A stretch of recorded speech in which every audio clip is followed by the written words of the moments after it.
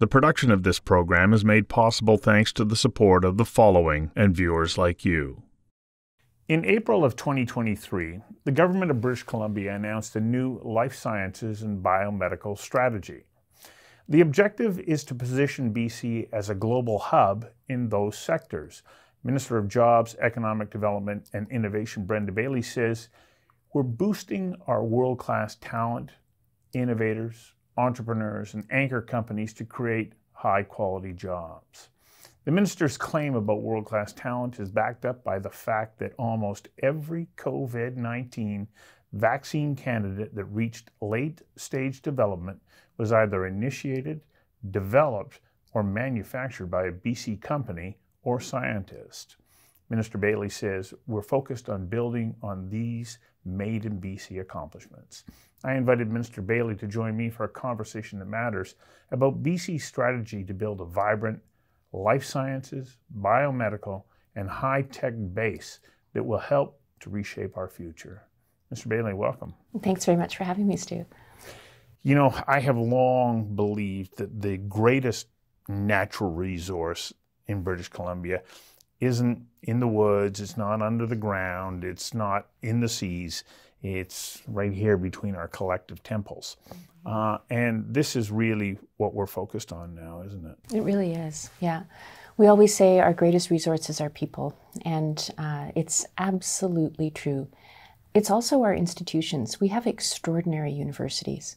And you know, in the States, you hear people really trumpeting the successes of their universities. We all know Stanford and Harvard and others, but we have world-class universities, and we don't trumpet it quite the same way. And those universities are a big part of why our life science sector is just doing so well. How do you think we got to this point? Like, I mean, so many people point back to, you know, Michael Smith being named a Nobel laureate, but it must have started earlier than that. Mm-hmm. I think that is part of it. I have heard from a number of sources that they really follow the breadcrumbs back to Dr. Peter Cullis. Dr. Peter Cullis is not yet a Nobel Prize winner, although some people think that that might be something in the future, knock on wood. Yeah, but just awarded the Order of British Columbia. So. But just awarded the Order of British Columbia for his work on nanolipid particles, lipid nanoparticles, LNP. And UBC is really, I know we say this a lot, hitting above its weight, but it's very true. And many extraordinary companies have grown out of UBC, and folks who've studied under Dr. Cullis. There's also the incredible work that's gone on since the genome was sequenced, which of course happened in Boston, but has had huge implications in terms of the work that's going on in our institutions as well. And I think the world-class institutions we have collide with our exceptional entrepreneurialism.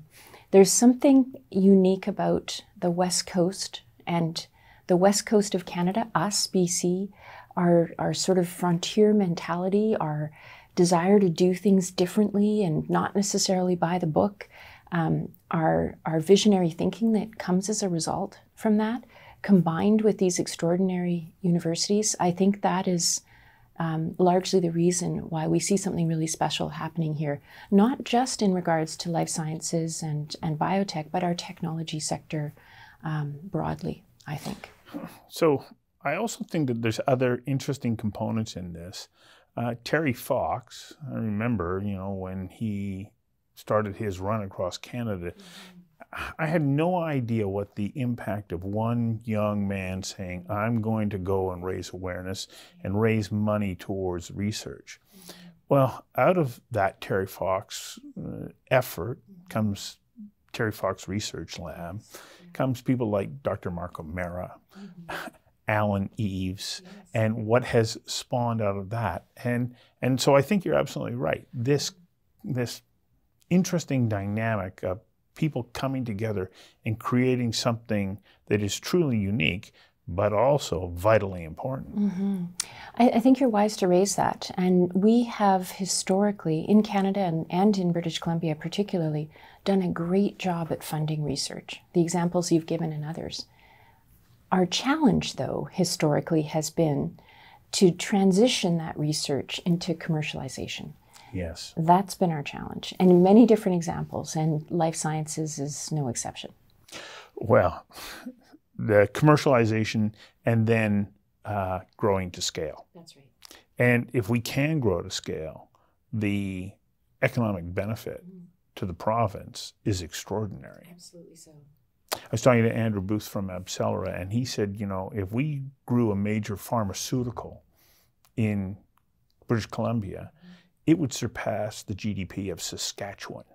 Like, this is the value, like the number of jobs and what the economic value is, because it's not then just stays here, it becomes an export, which is vitally important to building our economy. Yeah, it's exactly correct, and I agree with Andrew's assessment.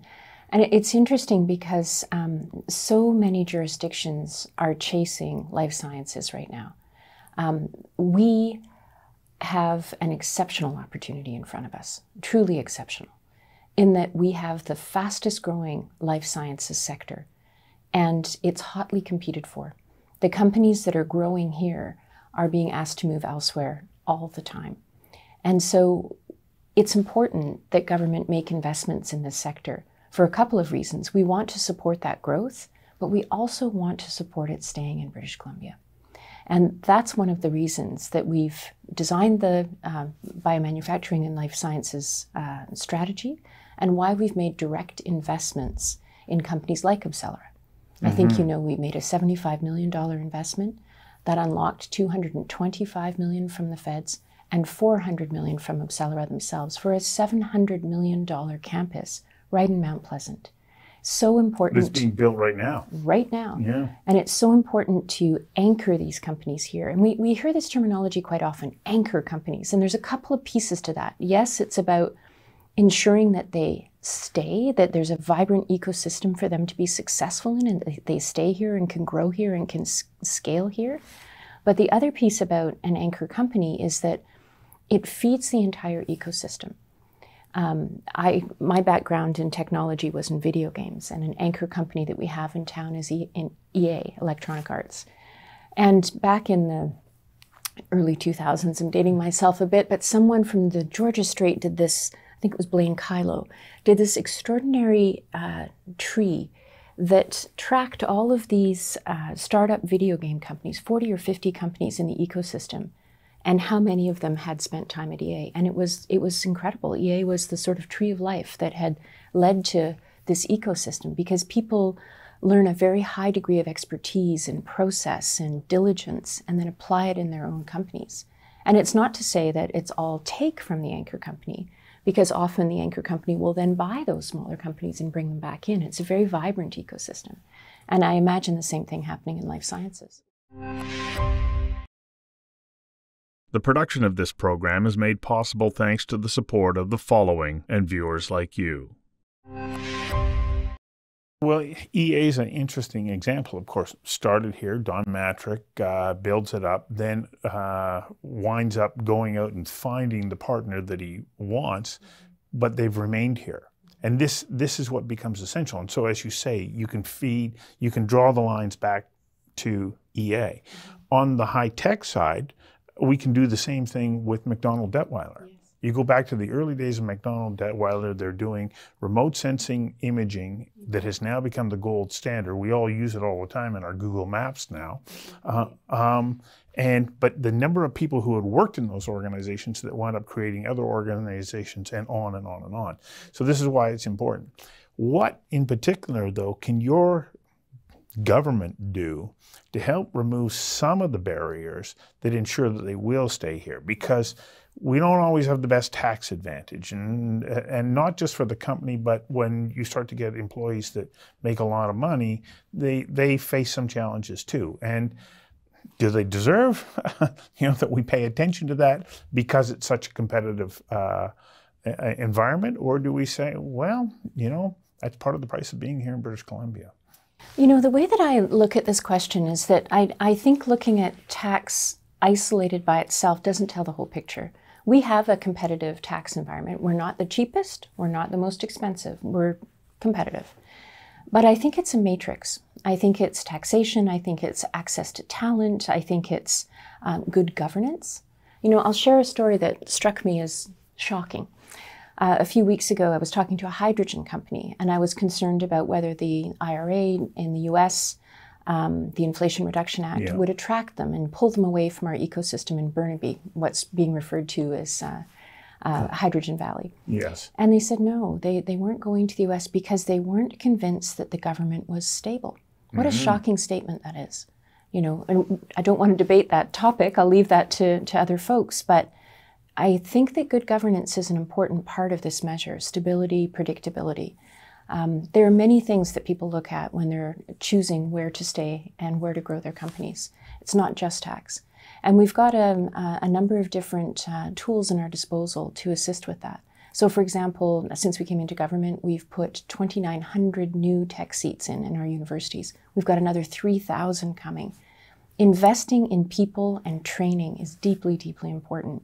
Part of our strategy in the biotech strategy is to stand up a national biotech training center, which we've done in collaboration with the federal government. It'll be training 750 wet lab specialists every year using the Castles training program from Ireland. These are important inputs that people consider when they're looking at growing their companies here. You touched on an interesting point about governance.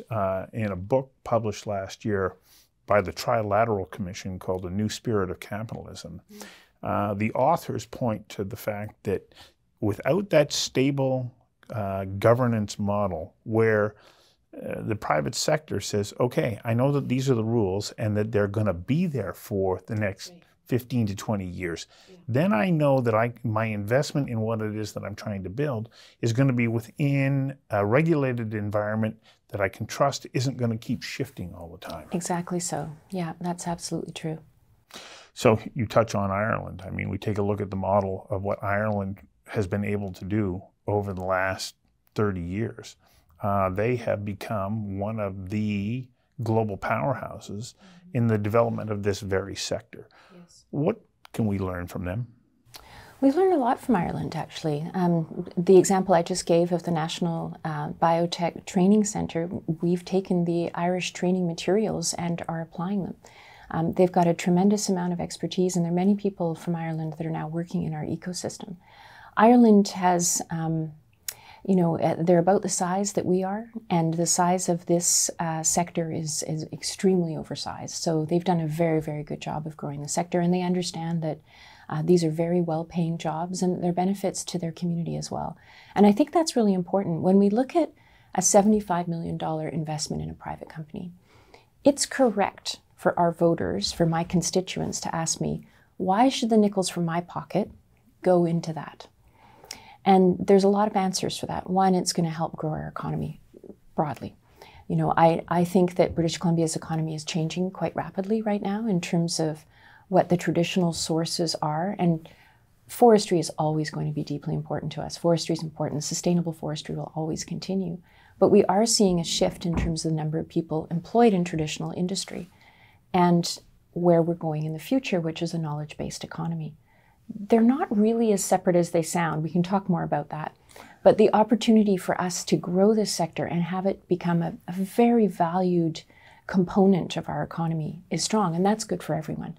These are well-paying jobs. But on top of that, as part of our biotech strategy, we also have a commitment to additional clinical testing, clinical trials, and first-stage clinical trials. We don't do that many level 1 clinical trials in British Columbia. It's later on.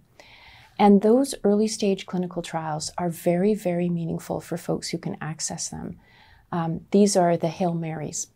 And it's got real-world implications on people's lives when they're unwell. So there are major benefits to these investments, not only in terms of the economy, but in a very personal way for people who are struggling with illness. The production of this program is made possible thanks to the support of the following and viewers like you.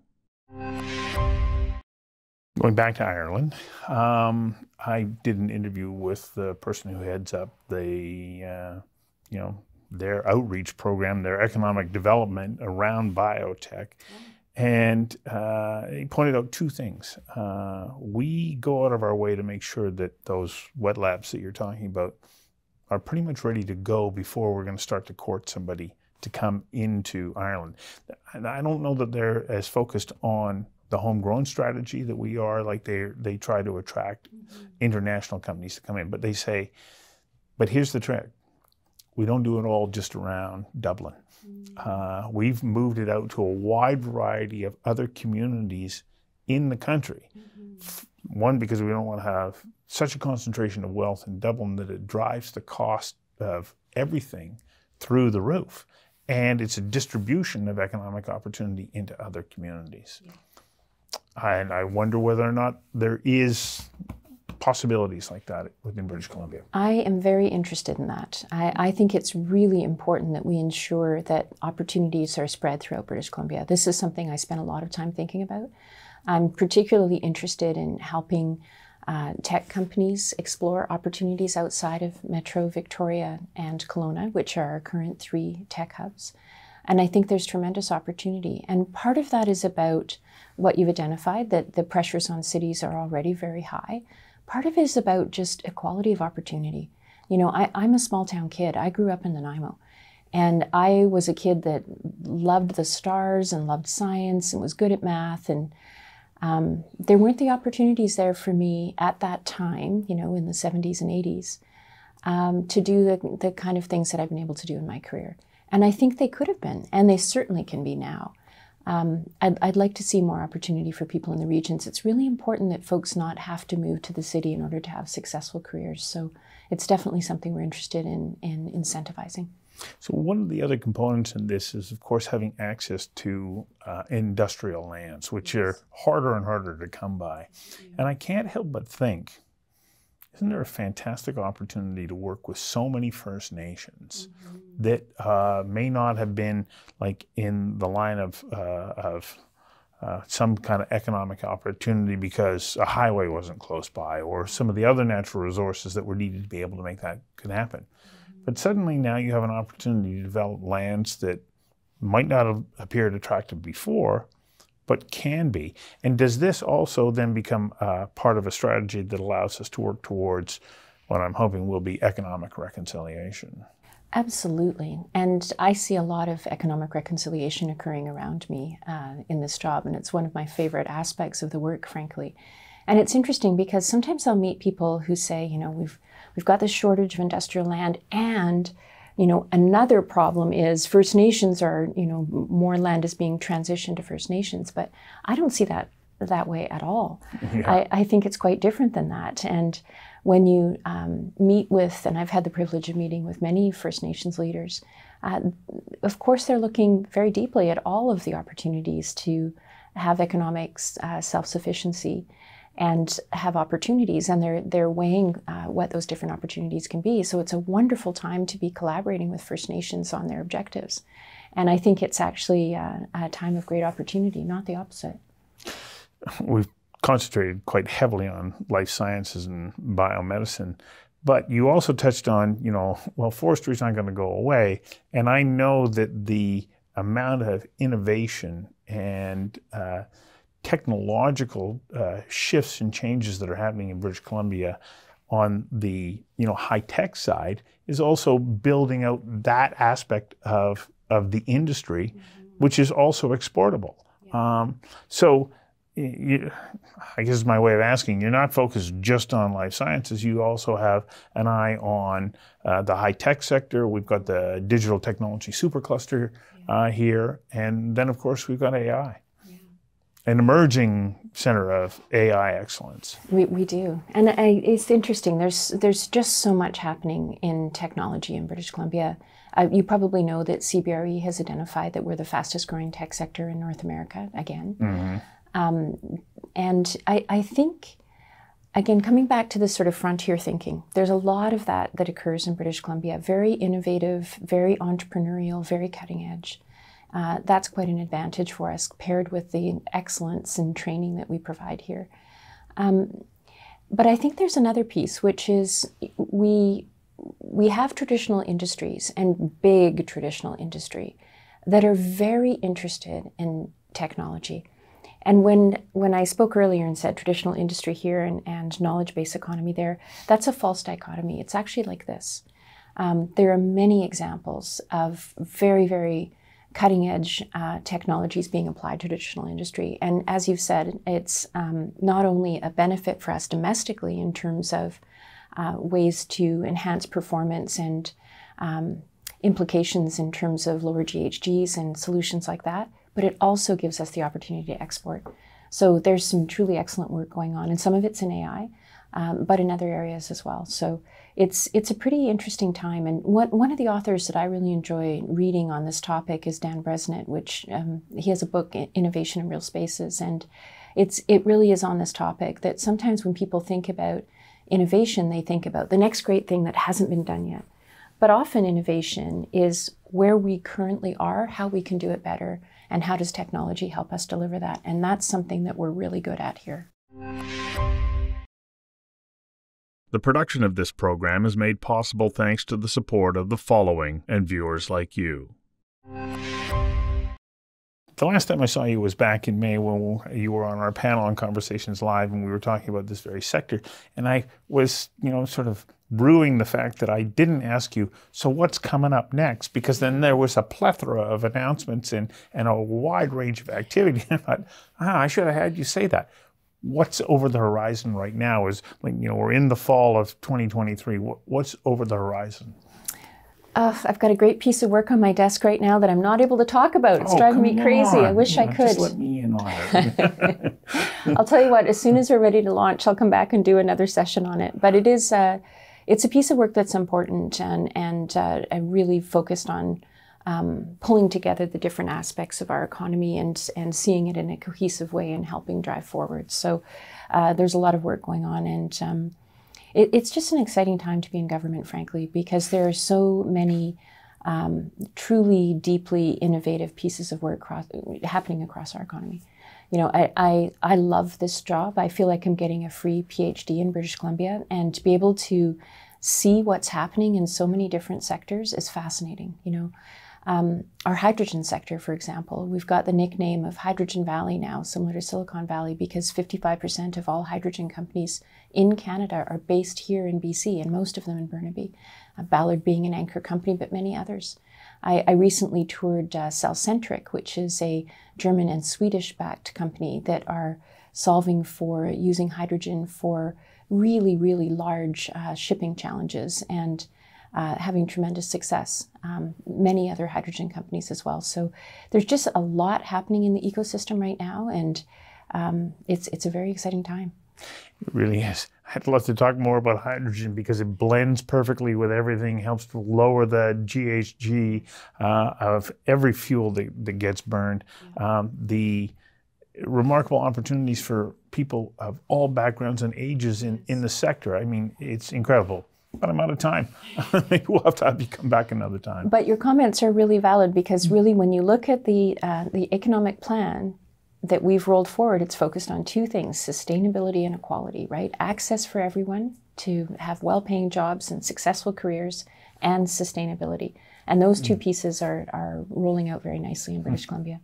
Okay, I'll go a moment longer here because I remember in a conversation that I had with Maria Clave, who's the president of Harvey Mudd College down in Claremont, California, that she comes out of UBC and went on, was at Princeton University on the board of Microsoft for years and has made incredible gains in making sure that there's gender equality within Harvey Mudd is a world leader. Yep.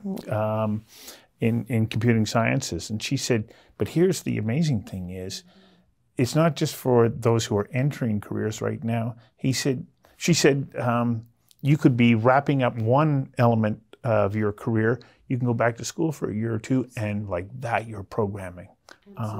And so the opportunities exist for everybody in this sector, and it's very true. It's very true. They're very good jobs. And we've just rolled out the Future Ready Skills Program. It's a $343 million commitment. That's not true. It's $483 million commitment that's about helping people train for the jobs of the future. And included in that is 400 micro-credentials. So people can take a 12 or 18-week course and actually transition from one area of the economy to another, or build on something that they're currently doing and become better at it. So it's a really interesting time, and if people are looking to make a transition in their career, this is a good time to do it. Well, you are an exciting part of our government. Yes, sure. Yeah. I really am. Yeah. Thanks for your time today. Thanks very much for having me.